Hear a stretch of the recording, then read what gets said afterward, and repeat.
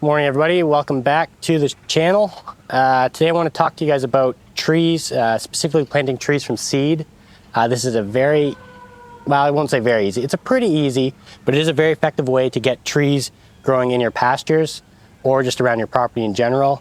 I'm doing this largely for the benefit of my pastures and my animals. I want to create more biodiversity on this farm. I want to be able to increase the rate that nutrients cycle through this farm. So today I'm just going to talk a little bit about how easy this actually is and how you can do it on your own farm. So what we're looking at right here, these are pecan trees, or pecan trees, I guess, if you're from the south. My wife always says pecan and laughs at me when I say pecan, but these are pecan trees. So last year the interns and I planted these. We did it the hardest way possible, probably. We came out, it was later in the season, it was a drought. This ground here, we literally used pickaxes and we had to work. We dug a little hole, then I had some scoops of broken down cow manure compost. We put that on, and then I laid chips. The wood chips are, this grass is growing through it nicely. I'm gonna have to come back in here and put more chips down, but the chips are still here, breaking down. They're contributing to this water retention and also helping to keep the weeds back a little bit to help these trees get a jump start. A lot of people get really stressed out about grasses and other plants growing in the immediate area of their trees. They think that it's robbing nutrients and stealing from the trees. I don't view that. There is certainly that can happen, which is why I'm limiting the amount of grass that's growing here. But overall, I believe that this creates a more resilient system. The competition that the grass is forcing this little tree here to grow through is actually forcing this tree to do better. It's making it send roots out further, send roots deeper, try to outcompete this grass so that it can get the water and the nutrients that it needs. There's also research being done that says that there's symbiotic relationships between different plants. So it's possible that these are actually sharing nutrients. I'm not sure. That's a whole another world that I don't know a whole lot about. But yeah, I'm not super worried about the grass. Now, these trees we planted in Drosti cans, which I'm going to explain here. This is an old one. The idea behind it is because when you plant a tree, especially from a nut or like an acorn, those type of trees, they actually keep that nut for up to 2 years, and the squirrels will come and dig those up and kill your tree. So the idea is what you do is you take an old tin can, you burn it in the fire, because the tin cans are actually lined with plastic and they won't break down quick enough if you don't burn them. So you burn them in the fire, you punch a hole in them. With a punch, you try to aim for about a dime size, maybe a nickel sized hole. And then there's two ways you can do it. You can flip the can over like this. You got to imagine the rest of the can's still here. You put a little bit of, maybe 1/2 inch of soil, your seed, then you fill it full of soil, flip it over, put it down on the ground and bury it. You can do it that way, or the other way, which we did here, which this ground we should have done it the other way. But you plant the seed or the nut in the ground, then you take the can over it and you take a hammer and you hammer this down. That wasn't a good idea for the soil. This was way too hard. If this was looser soil, this would have worked better. But this protects the trees. And then as you can see, this is only 1 year old, 1.5 years old maybe, and it's very well rotten. It's been laying on the surface too, so it's actually, the decay of the metal has slowed down. But this will rot away. By the time that stem's big enough to come through here and start restricting it, this will just be, just falling apart. So it's a nice low maintenance tree seed protector that you don't have to come back and really do anything with. Now these trees, you're gonna notice they're in their second growing season right now. They've been, I guess they're about 1.5 years growing. They're still pretty short. And what happened is, because I don't really believe in protecting my trees in this particular environment, I don't have too much pressure on the trees so they can survive without, the caging and all that other kind of stuff. So I didn't do that, and actually about half of these trees got bitten down. I'm not sure if I'll be able to see it on this one. Whoops, just broke that off. But most of them got bitten off about 4 inches above the ground. But the nice thing is, because these trees were planted from seed, their roots were never disturbed. So they've got nice long roots that are coming out, nice deep tap roots. So they're able to handle a lot more stress on the top. Whereas if this was a nursery tree, if I'd bought this in a pot and planted it, there's a good chance it would have died just from having the top removed, just because it wouldn't have had the root reserves needed to survive something so traumatic. So we planted, I think it was 64 trees is what we got in here. We did it on roughly 4-foot spacing. My expectation was that half of these trees would die and we'd end up, you know, roughly 8-foot spacing. Behind you guys there's a campground, and then obviously we've got this play equipment behind me here. So I'm trying to create some shade and really, you know, make this a nicer space, because shade is just so nice. Also with the 8-foot spacing, I was thinking long term we could hang hammocks off of here and you could just have a nice, really nice campsite. With proper care, these trees are going to be big enough to be usable as like shade. Probably not hanging off hammock off of, but within 5 years, if I fertilize these well, if I take good care of these trees, within 5 years I should have some nice usable trees that will just continue to grow. I think the pecans are in the hickory family. I think they live around 200 years. So this is going to benefit me in my lifetime. This is also going to benefit my children, my grandchildren, great-grandchildren. This is something that everyone really needs to be doing, is getting more trees out and growing. One reason why trees are really good also is, especially fruit-bearing or nut-bearing trees, is they're really good at cycling nutrients. A lot of trees, they'll just grow, they have their leaves and the leaves drop, and those leaves that have dropped are nutrients on the soil or on the surface of the soil that their roots brought up from deep down. When you've got mass-bearing trees or fruiting trees, you're actually bringing up more nutrients, they're dropping as fruit, and then they also drop their leaves. So this is like a higher productivity type of tree. These ones here, these aren't really for the cows, these aren't in the pasture, but I'm going to implement this same idea out in the pasture. And actually, I started doing that a little bit this year. I'm going to show you some thornless honey locusts I planted. I had really good success with them. I'm looking forward to getting more seeds and planting more of those next year. So come on over here and I'm going to show you how those are doing. All right, my apologies, guys, but I got distracted on the way over here. I was going to tell you about the honey locust that I just planted, but instead I remembered we got some black walnuts coming up here that I really should tell you about.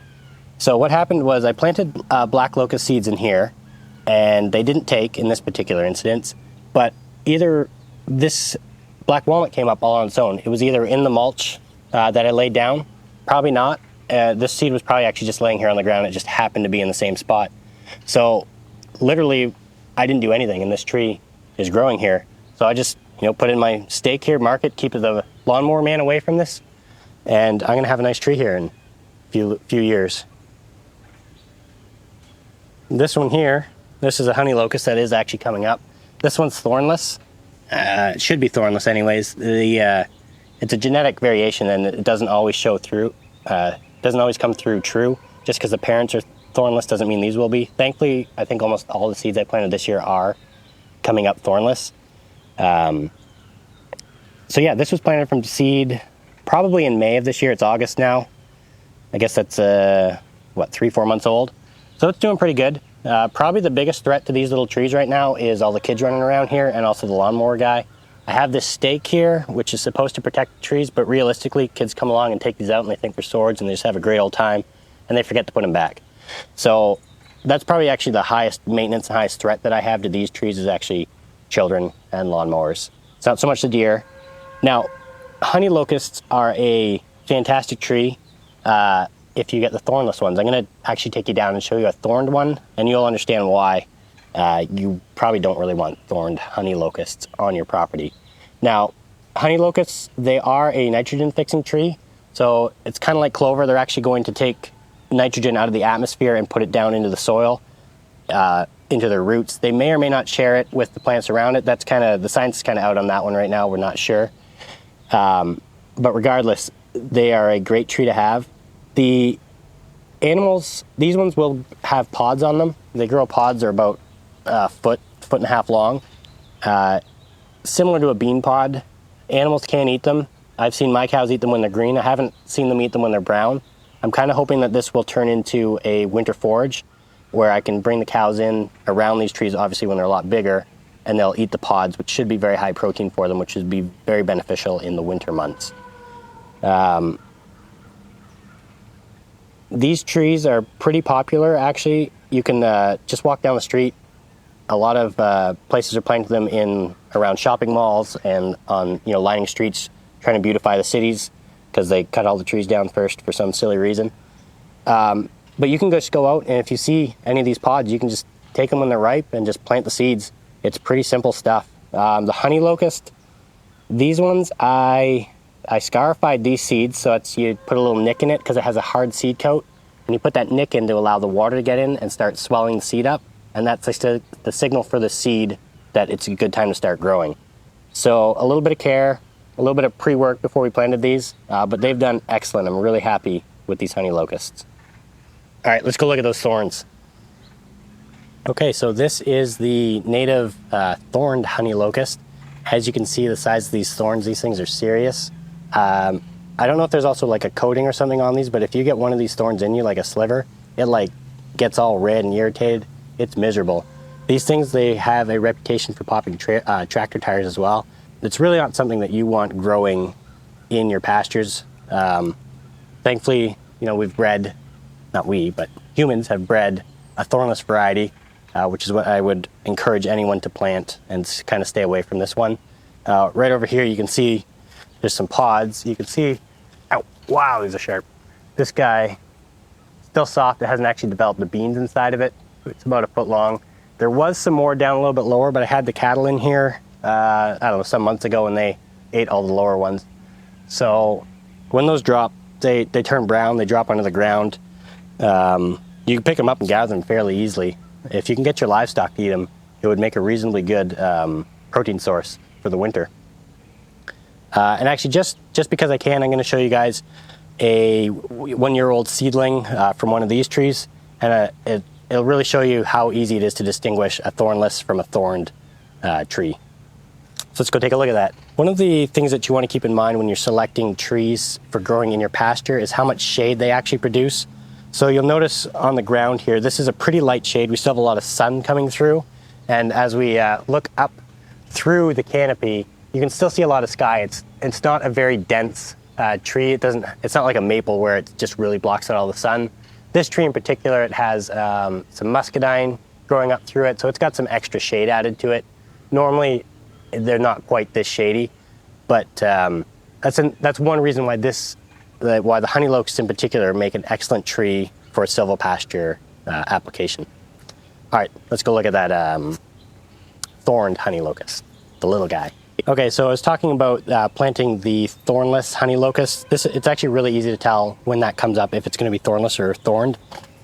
This one here, this is a thorned one, and you can see this is its first year growing, and it already has a lot of little thorns in here. And that's basically the tree's protection to keep it from getting eaten, because it knows it's delicious. So it grew, you know, God designed it with these thorns on it to give it a chance. If you see this growing, what you can do is you can actually graft onto these. Once it gets a little bit thicker, maybe about pencil size, cut it, graft on a thornless variety, and there you go, you got yourself a thornless tree planted. Okay, so when we were up there and I was showing you guys the pecan trees I planted, I mentioned that we did it the hard way. This right here is an example of the easy way. I'm not sure how well it's going to show up. These posts are green, but you can see there's a whole row of them all the way along the driveway here. And all that I did there was I hooked up a single bottom plow to the tractor, and I just drove along, and I counted to, I forget if it was 5 or 10 seconds. I just dropped the plow for a second, lift it back up, and it basically just pulled the grass back in these sections all the way along. What we did then is we came along with the trailer, and we shoveled some compost into the depression that I made, planted the seeds, threw some mulch on, and just drove all the way down. Way easier. It was a great way to plant these trees. A lot of them came up, not as many as I would like, which can be discouraging, but the nice thing is I already, right here, like this tree didn't come up right here, but I already have a nice seed bed ready to go. So in the fall, when the white oaks drop their acorns, I can just come here. This ground is light, nice, loose, ready to go. I can just open it up, stick in about 3 or 4 acorns, probably put them in drosty cans just to protect them. And then come next spring, I should have at least 1 oak tree here. And if I end up with 3 of them, great. Whichever one's the best after, say, 2-3 years, I'll save him and kill all the other ones. And it's super simple, super fast. It's a great way to plant trees. I hope you found this video helpful, guys. Here's some other good ones that I like a lot. This one's good too, and please do subscribe. All right, thanks a lot, guys. We'll see you later. So you can see, ow, wow, these are sharp. This guy